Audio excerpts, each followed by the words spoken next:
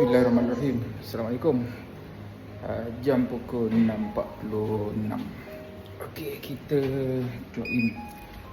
Kita dah sampai, alhamdulillah. Bismillahirrahmanirrahim. Assalamualaikum. Ya guys. Okey, saya nak berkongsi sedikit tentang masa kerja kita. Okey, kalau kita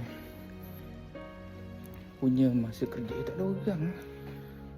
Kalau kita punya masa kerja bermula pada pukul 8 pagi, so kita kena hadir ke tempat kerja pada pukul 8 pagi ataupun awal sikit daripada tu. Okay. Saya mendapat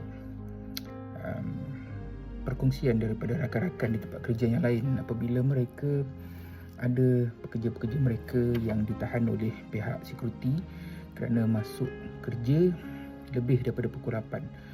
Mereka cakap pukul 8 1 minit, pukul 8 2 minit pun dah kena tahan. Memanglah sebab waktu kerja bermula pada pukul 8 pagi di tempat mereka. So macam mana kita nak adjust balik kalau kita ni selalu datang lambat adalah kita keluar rumah awal. Sebab kita tak tahu sepanjang perjalanan tu adakah ada traffic jam, ada kemalangan atau ada apa-apa yang menyekatkan untuk kita hadir ke tempat kerja awal. So it is not about you tukar sistem di tempat kerja, tetapi you tukar attitude kita sebagai seorang pekerja. InsyaAllah. Assalamualaikum.